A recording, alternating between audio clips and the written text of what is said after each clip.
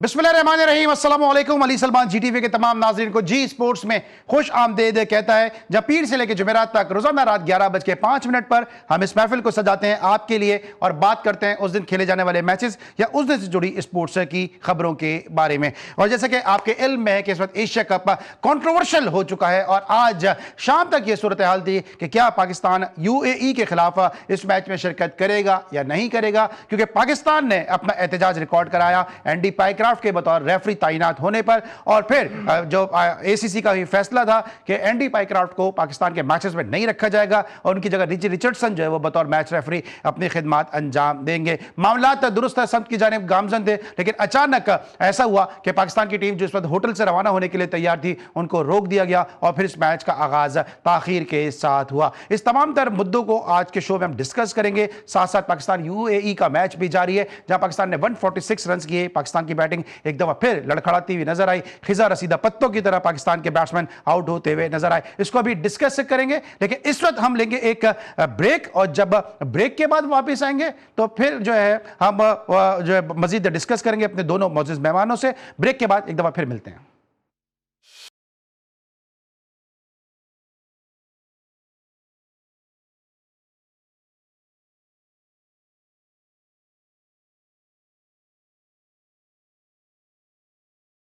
Welcome back after the break. और break पर जाने से पहले हम डिस्कस कर रहे थे कि पाकिस्तान के साथ आज जो भी कुछ मामलात हुए हैं इस एशिया कप में और पाकिस्तान के मौके पर क्या फतह हुई है और पाकिस्तान इस मैच को खेलने के लिए तैयार हुआ। मेरे साथ मौजूद हैं मेरे दोनों क्रिकेट एनालिस्ट और दोनों का ताल्लुक क्रिकेट एडमिनिस्ट्रेशन से, तो इस मुद्दे पर इनसे बेहतर कोई गुफ्तगू कर नहीं सकता। मेरे साथ जो पहली शख्सियत मौजूद है इन्होंने क्रिकेट एडमिनिस्ट्रेशन के हवाले से बड़ा नाम है और एक बड़े ज़बरदस्त डिपार्टमेंट के जो है इन्होंने मैनेजरशिप भी की है और साथ साथ बहुत सारे खिलाड़ियों की इन्होंने कोचिंग भी की है।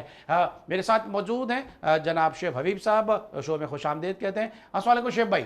वालेकुम सलाम। देखने वाले सुनने वालों को भी मेरा बहुत बहुत सलाम। और जनाब दूसरी जाने जो मेरे साथ शख्सियत मौजूद हैं इनका ताल्लुक भी क्रिकेट एडमिनिस्ट्रेशन से और मुख्तलिफ हैसियतों में है। इन्होंने क्रिकेट को सर्व भी किया है और state of the art state bank का जो ग्राउंड है वो इनकी जो ज़बरदस्त कोशिशों और काविशों का मरहून मिन्नत है। ज़हीरुल हसन साहब भी हमारे साथ मौजूद हैं, शो में खुश आमदीद कहते हैं। अस्सलाम वालेकुम ज़हीर भाई। वालेकुम अस्सलाम अली भाई, बहुत शुक्रिया आपका। शेब भाई आपसे गुफ्तगू का आगाज़ करते हैं। वक्त का मैं मुकाबला सख्त है, आज जो भी कुछ हुआ जिस तरह भी पाकिस्तान क्रिकेट बोर्ड ने मामला को हैंडल किया, क्या आपको लगता है कि हैंडशेक करने का मामला इस हद तक जाना चाहिए था कि एशिया कप में पाकिस्तान का खेलना ही जो है खतरे में पड़ जाए?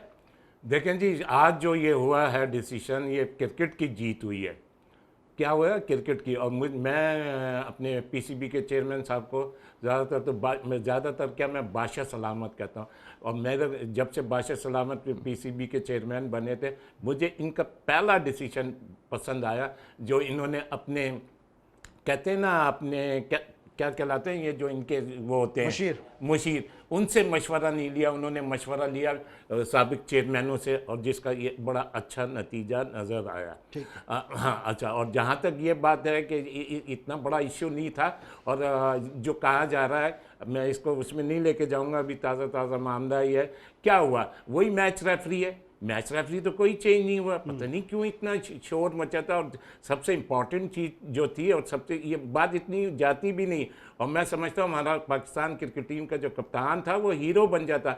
जिस वक्त उसको मैच रेफरी ने बोला वो वहीं ऑब्जेक्शन करके बाहर आ जाता, वो बाहर आ जाता, उसको पूरा पाकिस्तान और इवन कि आपका चेयरमैन भी आपको बैक करता है। इतनी बड़ी स्टोरी जानी ही नहीं चाहिए थी। अच्छा, फिर इससे पहले भी 2 मैच रेफरी को चेंज करा गया। मेरे ख्याल में एक इंग्लैंड के माइक डेनिस थे, उन्हें जब हटाया गया था तो शायद उन्होंने मैच रेफरी उसके बाद नहीं करी। और फिर प्रॉक्टर ने मेरे ख्याल में उस पर हरभजन सिंह पे बैन लगाया था 3 मैच का, तो उनको चेंज करा गया था। तो फिर उसके बाद उन्होंने भी वो नहीं करी थी मैच रेफरीशिप। तो ये इसको पता नहीं किस बात का इशू बना लिया गया। क्या हुआ? वही मैच रेफरी है, वही मैच रेफरी है। इसको इतना टूल देने की ज़रूरत ही क्या थी? इस पे तो मैं इतना ही कह सकता। ठीक है। अच्छा सर भाई, आपको क्या लगता है कि हैंडशेक ना करना, क्योंकि इंडियन टीम मैनेजमेंट ने सूर्य कुमार यादव के जरिए एक मैसेज दिया होगा और यकीनी तौर पे मैच रेफरी को भी कहा होगा कि भाई ये हाथ नहीं मिलाएंगे और we don't have the interest to shake hand. लेकिन उसके बाद जब ने देख लिया कि टॉस पे हाथ नहीं मिलाया, और उसके बाद जिस इंटेंसिटी के साथ भारतीय टीम ने मैच खेला है, एक मैच में टेंशन का माहौल उनके कप्तान सूर्य कुमार यादव ने और बाकी लोगों ने रखा, उसके बाद भी पाकिस्तान के प्लेयर लाइन बना के मुंतजिर थे कि वो आए, हाथ मिलाएं। ना सिर्फ उन्होंने हाथ नहीं मिलाया बल्कि दरवाजा भी बंद कर दिया। तो पाकिस्तान ने, आप समझते हैं कि अपने कार्ड्स दुरुस्त तरीके से खेलें, या पाकिस्तान ने मौके पे मौका उनको दिया है कि वो इस तरह के एटीट्यूड का मुजाहरा करें? देखें, अभी शोएब भाई ने बहुत अच्छी बात कही कि ये क्रिकेट की जीत हुई है और मामला जो है बड़ा खुश असलोबी से जो है हल हो गया है। बात यह है कि मुझे नहीं समझ आती कि मैच रेफरी ने जब आगा अली सलमान को मना किया कि इन्हें हाथ नहीं मिलाएंगे, तो उनका फ़र्ज़ बनता था कि दोनों टीम के मैनेजमेंट को बुलाते और उसके बाद वहाँ डिस्कस करते और उसके बाद इसका फैसला किया जाता, ना कि उन्होंने खुद ये फैसला कर लिया कि आप हाथ नहीं मिलाएंगे। आप देखें कि 90 के करीब जो है सुपरवाइज किए हैं इस मैच रेफरी ने इंडिया के मैचेस, तो ये इंडिया के बड़े चहीते मैच रेफरी हैं। और क्या मतलब बाकी कोई मैच रेफरी उनके पास नहीं है जो इंडिया के अलावा कोई और, इंडिया में कोई और मैच रेफरी इनके सुपरवाइज करे? तो ये तो डेलिबरेटली किया गया कि इनका अपना मैच रेफरी और इन्होंने आके मना कर दिया। तो मेरे ख्याल है मैच रेफरी को खुद भी सोचना चाहिए था। एक बड़ी हाई लेवल की रिस्पॉन्सिबिलिटी उनको दी हुई है इंटरनेशनल लेवल के ऊपर, तो उनको जो है दोनों मैनेजमेंट को बुला के बात करते और मैनेजमेंट के थ्रू ये सब डिसीजन होता, ना कि वो कैप्टन को बुला के कहते हैं। रही पाकिस्तान की बात, जब देखा पाकिस्तान ने, बिल्कुल ठीक कह रहे हैं आप, पाकिस्तान ने जब देखा कि उन्होंने हाथ नहीं मिलाया है तो फिर पाकिस्तान को भी लाइन में लगना नहीं चाहिए था। ये हमारी भी इंसल्ट है एक लिहाज से। मगर मोहसिन नकवी साहब ने जो डिसीजन आखिर के अंदर किया है, मैं समझता हूँ रमीज राजा और साथ के अंदर क्या नाम है दूसरे को, हमारे राजा और नजम शेट्टी साहब के साथ मशवरा करने के बाद ये एक अच्छा डिसीजन था, क्योंकि क्रिकेट की जीत होनी चाहिए। क्योंकि इख्तलाफात तो ठीक है, होते रहते हैं, चलते रहते हैं, और पाकिस्तान हो या इंडिया हो, मैं समझता हूँ पॉलिटिक्स को एक तरफ रखना चाहिए। ठीक है, लेकिन आपको लगता है कि आज मोहसिन नकवी साहब ने वही काम किया है कि जब लड़की का रिश्ता होता है तो लड़की और लड़का राजी होते हैं, बिला जो है खाला फुप्पो को बीच में डाल के कह दिया जाता है कि जी इनकी मशावरत से ये शादी हो रही है। आप एक्सपेक्ट करते हैं कि रमीज राजा और नजम शेट्टी जो है वो भारत के खिलाफ ना खेलने का फैसला करते हैं? क्योंकि एक बिग थ्री को मानने की बात कर चुका है, एक भारत से खेलने की बात कर चुका है, तो दोनों का झुकाव जो है वो हमेशा से बीसीसीआई की तरफ रहा है। तो मोहसिन नकवी साहब ने जो नहीं कर सकते थे, सबको पता था कि पाकिस्तान मुतहम्मिल नहीं हो सकता कि भारत से ना खेले, क्योंकि पाकिस्तान को फाइनेंशियल लॉस भी होता, पाकिस्तान को और दीगर मसाइल भी होते। तो रमीज राजा और नजम शेट्टी कंधे पर रख के ये मामले को हल किया गया। आप एक चीज़ देखें कि पाकिस्तान तो चलो ठीक है, इंडिया भी जो है एशिया कप खेलने से मना नहीं कर सका। उसकी वजह यही है कि आप देखें कि फाइनेंशियल इन्वॉल्वमेंट इतना है कि इंडिया को भी जो है बहुत ज़्यादा नुकसान हो जाता। जब वो इंडिया इतनी ताकत रखने के बाद भी जो मना नहीं कर सका, तो पाकिस्तान जो है वो कैसे मना कर सकता? वही सवाल है ना बिशप भाई, कैसे, क्यों फिर पाकिस्तान ने ये इस तमाम तर इस मामले को इतना फैलाया, बजाय से कि हाथ मिलाने के मामले को इतना उठाते, ये इस बात को उठाते कि सूर्य कुमार यादव ने जो मैच के बाद बात की है, जो प्रेस कॉन्फ्रेंस में बात की है, वो पॉलिटिसाइज किया है स्पोर्ट्स को। इसके बजाय हाथ मिलाने के मामले को इतना क्यों उठाया गया? और फिर इस तरह मैंने ये सवाल जहीर भाई से भी किया कि रमीज राजा और नजम शेट्टी को जो है सामने रख के जो है मोहसिन नकवी साहब ने अपना फैसला किया। देखें, मैंने अभी शुरू में ही क्या बोला कि ये सिर्फ क्रिकेट की जीत हुई है और इसको इतना बड़ा इशू बनाना ही नहीं चाहिए था। आपकी कामयाबी उस सूरत में होती है। क्रिकेट की जीत कहाँ है? तो मफादात की जीत नहीं है, पैसे की जीत नहीं है, क्रिकेट की जीत कहाँ से है? चले, मफादात की जीत है। मेरी पूरी बात को तो कंप्लीट होने दें। पाकिस्तान की जीत उस सूरत में होती जब इस मैच रेफरी को चेंज करा जाता। इस मैच कुछ हुआ ही नहीं है। अब अगर पाकिस्तान को जीत है, पाकिस्तान, मोहसिन नकवी साहब 25 करोड़ अवाम की आपको इज्जत का ख्याल है या वो है, तो ये जीत पाकिस्तान की उस सूरत में होगी जब आप क्रिकेट खेल के ग्राउंड में मैच में उसको हराएं, हरा के फिर आप उसका रिप्लाई दें ना। आप ऐसे थोड़ी के वो जैसे उमर शरीफ साहब होते थे का शो होते थे जिसमें वो कहते थे अब के मार फिर मार पड़ता था, अब के पार फिर।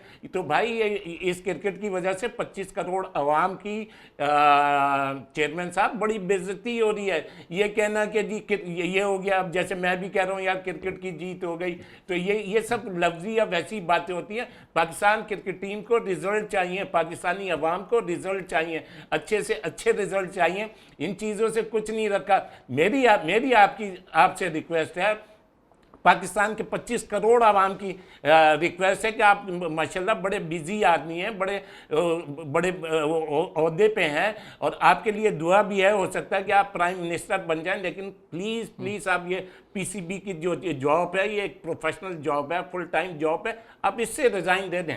ठीक है ज़हीर भाई, आप क्या समझते हैं कि आप, क्योंकि आप क्रिकेट एडमिनिस्ट्रेशन के आदमी हैं आप दोनों, क्या आपको लगता है कि जिस तरह मोहसिन नकवी साहब ने इस मामले में तात्तुल से काम लिया, क्योंकि एक आम आदमी तो ये शायद समझ सकता है कि जी पाकिस्तान को भारत से नहीं खेलना चाहिए, लेकिन मुझे भी तकरीबन कोई 25-26 साल हो गए इस स्पोर्ट्स इंडस्ट्री के अंदर, आप मुझसे ज़्यादा क्रिकेट आप लोगों ने खिलाई भी है और खेली भी है, क्या पाकिस्तान मुतहम्मिल हो सकता था इस बात का कि आज के मैच में पाकिस्तान जो है बाइकआउट कर दे, पाकिस्तान वॉक ओवर दे दे, क्योंकि इससे ब्रॉडकास्टर के साथ पाकिस्तान के मामला खराब होते, आईसीसी के साथ मामला खराब होते, एसीसी के साथ मामला खराब होते और फिर पाकिस्तान की रैंकिंग मुतासर होती और फिर जो पाकिस्तान को ग्रांट मिलती है आईसीसी से उसमें भी बड़ा असर पड़ता और खजाने हमारे खाली हैं। तो ये सारा आई वॉश नहीं लगता आपको कि पाकिस्तानी आवाम को एक लॉलीपॉप दिया गया, एक धोखे में रखा गया कि जी हम बाइकआउट कर देंगे?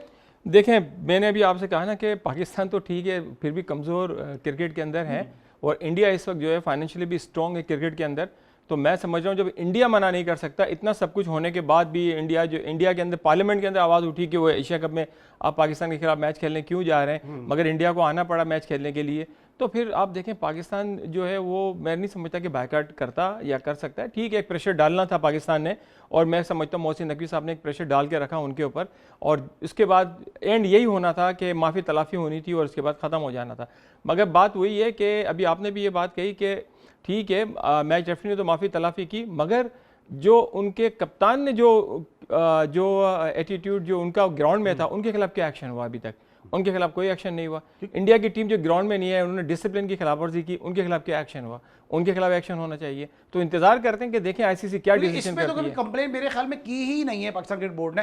तमाम तर मामला, तमाम तर मुद्दा जो उठाया गया वो हैंडशेक का मामला था, जो असल मसला था कि स्पोर्ट्स को पॉलिटिसाइज किया गया, उस पर पीसीबी ने तवज्जो दी नहीं है और दीगर मामला को उठाने की कोशिश की गई। और मैं बर्मिला ये कहूँगा कि जब इस बात का फैसला नहीं हो पा रहा था कि पाकिस्तान मैच खेलेगा नहीं खेलेगा, उस वक्त जब GTV न्यूज़ की न्यूज़ स्पेशल ट्रांसमिशन जारी थी तो उस वक्त भी मैंने कहा था कि पाकिस्तान किसी सूरत में भी हरगिज हरगिज हरगिज जो है वो ना सिर्फ इस मैच का बाइकआउट नहीं कर सकेगा बल्कि साथ साथ पाकिस्तान यहाँ पे जो है वो उनको वॉक ओवर नहीं देगा, क्योंकि इससे पाकिस्तान क्रिकेट को बहुत नुकसान होगा। लेकिन माहौल और फिजा ऐसी बनाई जा रही थी कि जी पाकिस्तान शायद इस मैच को मिस कर जाए, लेकिन जज्बात की बजाय होश से काम लिया। ये एक बेहतर फैसला था पाकिस्तान क्रिकेट बोर्ड का। ब्रेक लेंगे, वापस आएंगे, मजीद बात करेंगे, मिलते एक छोटे से ब्रेक के बाद।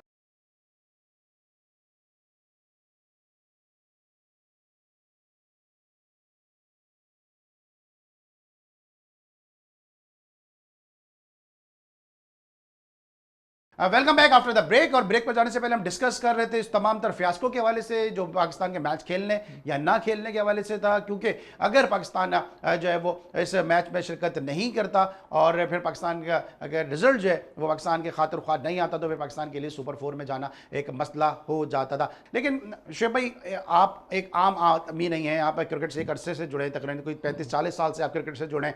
ज़हीर भाई को भी तकरीबन कोई 30 साल से ज़्यादा का अरसा हो गया होगा क्रिकेट से जुड़े हुए। आपको लगता है कि इस मामले को ज़्यादा बेहतर तरीके से हैंडल किया जा सकता था? जी शुएब भाई। यार देखें, ये मीडिया इशू बहुत बन गया, इसको इतना बड़ा इशू नहीं होना चाहिए था।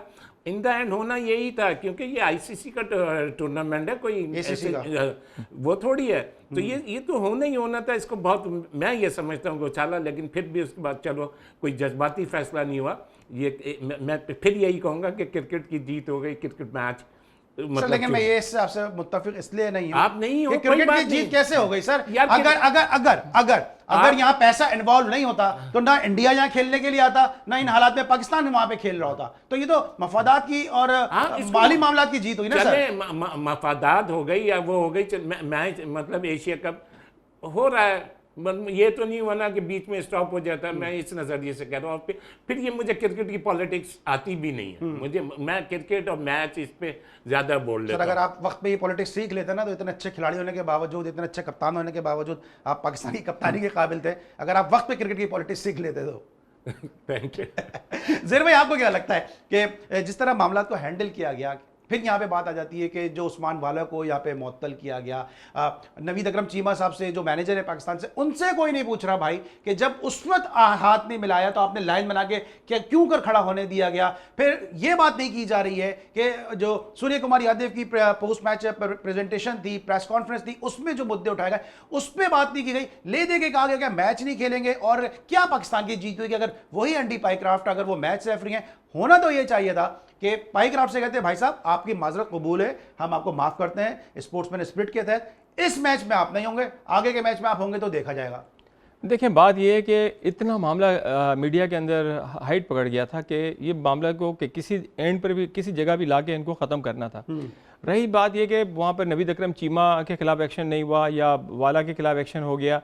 देखें, ये सूरत हाल तो जाहिर बात है कि उस वक्त जो वहाँ ग्राउंड में मौजूद थे, ये तो उनको फैसला करना चाहिए था कि आया उन्होंने लेट अगर देर की या कंप्लेन देर से की तो क्यों की, इसका कोई ना कोई रीजन होगा। तो मेरे ख्याल है कि अगर उनको मौतल किया तो उसका जवाब तो देंगे वो। मगर बात यह है कि उनको मौतल इस बेस पे थोड़ी करा है, उन्होंने तो आईसीसी को कंप्लेन देर से की है, देर से कंप्लेन की, देर से कंप्लेन की इसलिए मौतल किया है। हाँ, लेकिन नवीद अकरम चीमा भी तो बराबर के कसूरवार हैं इसमें। मगर डायरेक्टर इंटरनेशनल जब मौजूद थे तो मैनेजर सेकंड उसके अंदर आ जाते हैं, तो जाहिर बात है कि डायरेक्टर इंटरनेशनल की रिस्पॉन्सिबिलिटी होती है। अब उनको पता होगा कि उन्होंने क्यों लेट किया या क्या, वो जवाब देंगे, उसके बाद ही फिर जो भी होगा। मगर पाकिस्तान क्रिकेट बोर्ड के पास इसके अलावा मसले का कोई हल नहीं था, क्योंकि जिस तरह हमारे दोनों एनालिस्ट गुफ्तगू कर रहे हैं, इसका अगर मैं शॉर्ट कंसाइज नहीं अगर मैं कहूं, जी सर प्लीज देखें, ये जो हुआ है कि मैच होगा या नहीं होगा, आज जो पाकिस्तान का मैच है वो बड़ा इंपॉर्टेंट मैच है। अब जब प्लेयरों को आइडिया ही नहीं होगा कि हम खेलेंगे या नहीं खेलेंगे, कहीं इसका नेगेटिव रिजल्ट ना आ जाए। बिल्कुल सही है। अच्छा, मैच में बड़ा असर पड़ेगा। लेकिन तो मैं ये बात कहना चाहता हूं उस प्रोग्राम के तवज्जुद से कि पाकिस्तान क्रिकेट बोर्ड को फिर ये सोचना चाहिए कि बोलने से पहले, मुंह खोलने से पहले आंखें भी खोलनी चाहिए, क्योंकि आपने ये जो फैसला लिया था, इस फैसले से आप खुद एक तंग गली में फंस गए, क्योंकि आप बैकआउट कर नहीं सकते थे और अवाम को शायद आपने एक लॉलीपॉप देने के लिए इतनी ताखिर की, क्योंकि जो आपने रमीज राजा को भी बुलाने पे मजबूर हो गए, नजम सेठी के भी कंधे पे रख के आप मामला को हल करने पे मजबूर हो गए। लेकिन ये बात सबको पता है जो क्रिकेट फ्रेटर्निटी से जुड़े हुए हैं कि आप किसी सूरत में इस बात के मुताबिक नहीं हो सकते थे कि इस मैच का बाइकआउट करें। लेकिन दूसरी जानिब हमारे एक प्लेयर हैं साइम अय्यूब, और साइम के जो मायने होते हैं उर्दू में वो होते हैं रोजेदार के। तो उनके रोजे की इफ्तारी नहीं हो रही है। 6 मैचों में वो 3 मरतबा मुसलसल जो है वो रन्स के हवाले से जो है वो 0 पर आउट हुए, हैट्रिक कर दी उन्होंने। तो रन्स के हवाले से साइम की इफ्तार अभी तक हो नहीं पा रही है, और 6 में 4 इनिंग्स में वो 0 पर आउट हुए। 2 इनिंग्स में उन्होंने 11 और 17 रन किए हैं। ये साइम अय्यूब का शुएब भाई क्या मसला क्या नजर आ रहा है कि जिस तरह अभी मीम भी चल रही हैं कि लोग उनको सईद अनवर बना रहे थे, वो सईद अजमल बन गए। यार देखिए ना, मैं आप ही के 2-3 हफ्ते पहले प्रोग्राम में क्या क्या किया था कि साइम एक रिस्की प्लेयर है। अच्छा, और साइम पाकिस्तान की हिस्ट्री का सबसे लकी प्लेयर है, जितने मजे से उसको क्रिकेट मिल रही है। ऐसा लग रहा है कि ये पाकिस्तान क्रिकेट टीम नहीं है, उसकी अपनी टीम है। फिर माशाल्लाह उसको इतना हल्का कोच मिला है, इतना हल्का कोच मिला है कि कोच अब उसको ऑलराउंडर बनाने के चक्कर में है। अच्छा, ऑलराउंडर मैं माजी की कुछ मिसालें देता हूँ। हमारे मसूद अनवर को as a left arm spinner खिलाया, उस टेस्ट मैच में उसने टेस्ट तो ड्रॉ करा दिया, लेकिन 40-45 रन करे, उसको नेक्स्ट मतलब कि उसके बाद वो क्रिकेट नहीं, टेस्ट क्रिकेट मिली। फिर मैं एजाज फ़की की मिसाल दे देता हूँ। एजाज फ़की को वहाँ बुलाया गया, कहाँ, इंडिया बुलाया गया। इंडिया, एजाज फ़की ने 100 करे, उसके बावजूद उसको नहीं खिलाया, उसके बाद उसको नहीं खिलाया गया।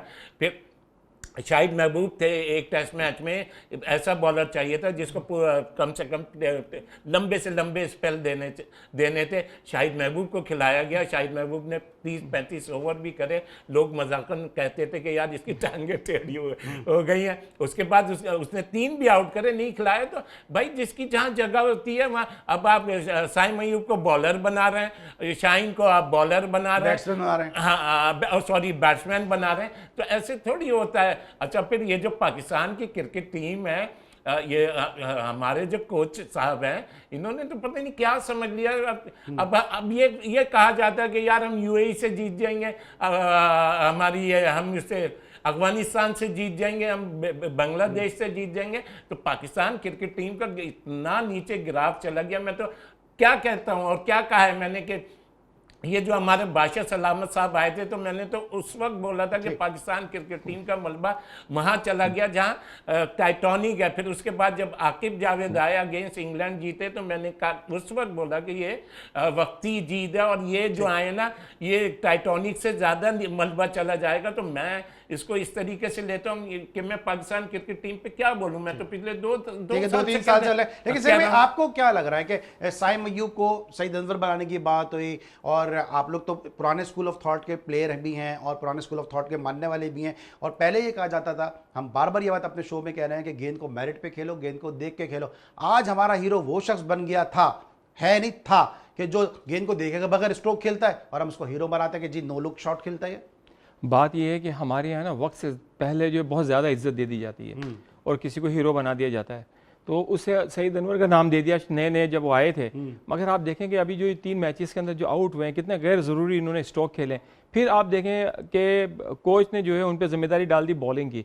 अब उनके दिमाग में ये चीज़ आ गई होगी कि चले मैं यहाँ नहीं तो 2 आउट कर दूंगा, मैं कम रन दूंगा, मेरी जगह तो टीम में पकी होगी।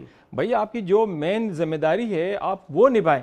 पाकिस्तान के अंदर मसला ये है कि नवाज को आप देखें, नवाज एज ए जो है बैटिंग ऑलराउंडर है, उसे उन्होंने बॉलिंग ऑलराउंडर बना दिया पाकिस्तान टीम के अंदर। ये बाबर आजम से लेके मैं अभी तक की बात बता रहा हूँ, सब ने मिलके तो पूरा सिस्टम पूरा खराब करके रख दिया है। किसी लड़के को खिलाने के लिए उसको जो है उससे दूसरी जगह से परफॉर्मेंस लेते हैं, उसकी जो एबिलिटी है आप उसके ऊपर काम करें, उस पर वर्क करें, उसको उसमें मौका दें ताकि वो उसका फोकस वहां हो। अच्छा ज़हीर, मुझे प्रोग्राम को वाइंड अप करने जाते जाते अब लोग बात करने लगे हैं पाकिस्तान की पैथेटिक बैटिंग परफॉर्मेंस को, डिस्प्ले को देख के कि बाबर आजम को वापस लाया जाए। शोएब भाई आप मुत्तफिक है कि बाबर आजम से खुद भी रन नहीं हो रहे हैं, PSL में भी हमने देखा और भी हमने उनकी इनिंग्स देखी कि उनसे भी उस तरह से परफॉर्म नहीं हो रहा है जिस तरह के बैटिंग के लिए वो मशहूर है। क्या आप समझते हैं कि बाबर आजम को वापस लाना इन तमाम तर मसाइल का हल हो सकता है?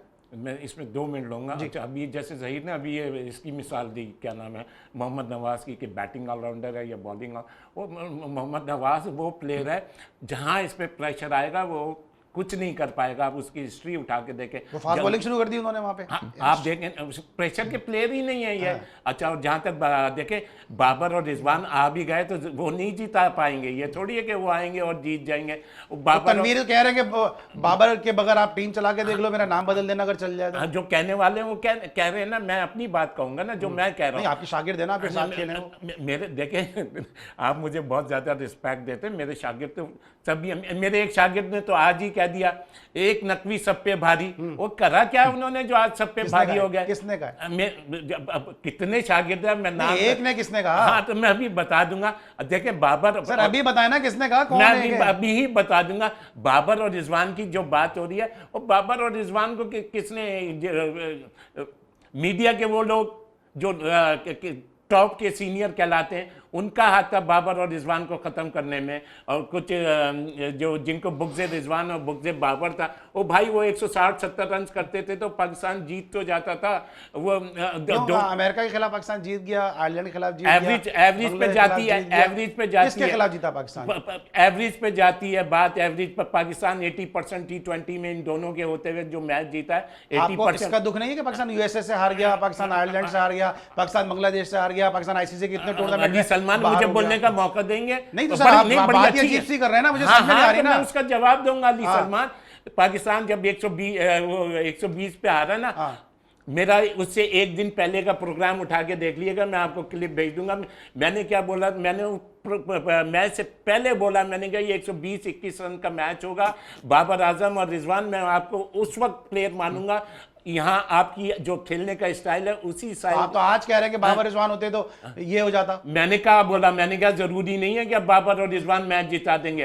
मैं क्या कह रहा हूँ, बाबर और रिजवान को जो पाकिस्तान क्रिकेट टीम को इस पोजीशन में लाने वाले हैं वो है आपके सीनियर सहाफ़ी जो कहलाते हैं, जो आपके एंकर्स कहलाते हैं, जिनको बुग़्ज़े बाबर है, जिनको बुग़्ज़े रिजवान है। मैं उनकी बातें कर रहा हूँ। और मैं नहीं, वो जो 120 वाला मैच बोला आपने, मैं उसको पूरा कंप्लीट कर देता हूँ। हाँ, मैंने उस वक्त बोला था कि ये 120 रन का मैच होगा, 120 रन का। बाबर मैं उस वक्त तुम्हें प्लेयर मानूंगा जब तुम 16 या 17 ओवर तक खेलोगे। रिजवान मैं तुम्हें उस वक्त प्लेयर मानूंगा जब तुम ये मैच जीताओगे। अल्लाह का शुक्र है 120 रन का ही मैच हुआ था। ठीक है ज़हीर भाई, आपको क्या लगता है कि अब बहुत सारे लोग, सर तनवीर अहमद भी बात कर रहे हैं, बासित अली भी बात कर रहे हैं, राशिद लतीफ़ भी बात कर रहे हैं कि बाबर अगर होता तो शायद ऐसा नहीं होता, लेकिन माजी में हमने देखा है कि ऐसा तो होता रहा है। जब ये खेलते थे जब भी पाकिस्तान हारता रहा था।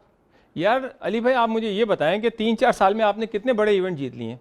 आप मुझे देख लें, आप इनकी वजह से ही तो पाकिस्तान जो है इस पोजीशन पे आया है। नहीं यार, ये इख्तिलाफ है। नहीं मुझे बात कर रहे थे, फिर मैं ऐसा नहीं होगा, ऐसा नहीं होगा सर, पहले इनकी वजह से नहीं होगी। नहीं पहले उनको, पहले आप बात करें। पाकिस्तान टीम 150 रन नहीं कर रही। पहले उनको बात करें, मैं आपको मौका दूंगा, इनको बात करने दें। देखें आज पाकिस्तान टीम का ये जो बुरा हाल है इन दोनों की वजह से है। इन दोनों ने नए लड़कों को ऊपर चांस नहीं दिया। आज से 5 साल पहले साहबजादा फरहान का मौका बनता था, चांस बनता था। आज 5 साल के बाद जब साहबजादा फरहान को आप चांस दे रहे हैं, उसने फिर भी थोड़ी बहुत इनिंग खेली मगर उसकी वो जाहिर बात है फॉर्म नहीं है। तो ये अगर नया लड़का कोई नहीं आया है तो इसके इसका कसूरवार जो है ये दोनों ये दोनों हैं जिन्होंने अब मौका नहीं अब दिया। आप अपनी गुफ्तगू मुकम्मल करें। यार अब इनसे मैं क्या बात करूं, ये क्या कह रहे हैं कि अब उसकी फॉर्म नहीं है, फॉर्म नहीं है तो बाहर बैठे, फॉर्म नहीं है। अब उन्होंने कहा है बाबर रिजवान के नहीं नहीं, अभी इन्होंने साहबजादा फरहान की नहीं, मैंने कहा कि उसने इनिंग खेली है, रन्स किए उन्होंने किसने? हाँ तो दोनों तो ने, नहीं साहबजादा कर रहे फरहान ना ने। इंटरनेशनल। मैं कह रहा हूँ 5 साल पहले उसको आना चाहिए। वही तो कर, उसने तो रन्स किए मेरे हैं। बीच में आप दोनों बोल सर मैं तो ये कह रहा हूं, मैं आपको सिर्फ बता रहा हूं कि इंडिया के खिलाफ अगर किसने रन्स किए हैं, शाहीन से पहले तो उसी ने रन्स किए हैं ना। किसने? साहबजादा फरहान ने। मैं बाबर और रिजवान पे आ रहा हूँ, मैं अच्छा। साहबजादा फरहान और इन पे अच्छा। नहीं आ रहा, हाँ, क्या ये? मैं इन पे नहीं आ रहा। आप ये बता दें जब से ये दोनों बाबर और रिजवान, मैं जिस दिन मैंने बोला ना इनको टीम में नहीं होना चाहिए, उस दिन के बाद से ये टीम में भी नहीं है, और मैं इनकी उसमें नहीं कह रहा। आप ये जो कहा ना कि इनकी वजह से पाकिस्तान टीम खराब हुई है, भाई ये कौन सा T20 खेल रहा है आज? मेरे ख्याल में उनके बगैर 20 या 25वां खेल रहे हैं ना। कितनी जगह इन्होंने 100 रन की पार्टनरशिप कर दिया। सवाल तो यही है ना कि बाबर रिजवान क्या मसले का है या नहीं? नहीं, मैं उस चीज का जवाब दे रहा हूं। ये जो कहा है इन्होंने कि उनकी वजह से पाकिस्तान क्रिकेट वो उनके होते हुए पाकिस्तान ने एशिया कप का फाइनल सेमीफाइनल खेला, नसीम शाह जितवा रहा है, जैसे भी खेला आप भी खेल लो। मोहम्मद वो हसन जितवा रहा है, भाई नवाज जितवा रहा है, तो आप आखिर में आके छक्के मार रहे हैं। आप सर मानते नहीं है ना, मसला है कि बाबर रिजवान की जहाँ बात होती है नहीं नहीं, ये आप जबरदस्ती मेरे पे लेबल नहीं, लेब क्या लगा रहा हूं? क्या आप कह रहे वो खेला, फाइनल खेला। हाँ तो और भाई क्या? किस तरह खेला? 15-15 ओवर खेल कर आ रहे भाई हैं अभी आप और आखिर में UAE नसीम शाह पे मैच डाल रहे हैं। यार आप अफगानिस्तान से नहीं जीत पा रहे, आप UAE नहीं जीत पा रहे। अली भाई, ये आप टेल एंडर अली भाई पूरी लॉबी बना के रखी थी, चंद लड़के मखसूस लोग थे, जो शादाब खेल रहा था, हसन अली खेलता था, आप देखें कि उसके अलावा किसी नए लड़के को मौका ही नहीं मिलता था। ठीक है सर, आप कंक्लूड कर दें, फिर मैं उसको वाइंड अप करता हूं। शुएब भाई कुछ कहना नहीं मेरी, हाँ मैं जो कहना था कह दिया मैंने, इससे चले। Thank you so much Shoaib भाई हमारे साथ मौजूद थे, और thank you so much Zaheer भाई हमारे साथ मौजूद थे। और शुएब भाई के साथ हमेशा से हमारा ऑफ द रिकॉर्ड भी बाबर और रिजवान के मामले पे ऐसा ही रहता है, और ये सिलसिला चलता रहेगा। लेकिन जो इनकी इज्जत है, जो हमारे दिल में इनकी अकीदत है, जो मोहब्बत है, वो यकीनी तौर पर जो है वो इस प्रोग्राम की वजह से जो है वो कम हो नहीं सकती है। Thank you so much once again for being with us. आज के लिए बस इतना, इंशाल्लाह कल फिर मुलाकात होगी। सलमान को इजाजत दीजिए, अपना बहुत ख्याल रखिए, अल्लाह हाफ़िज़।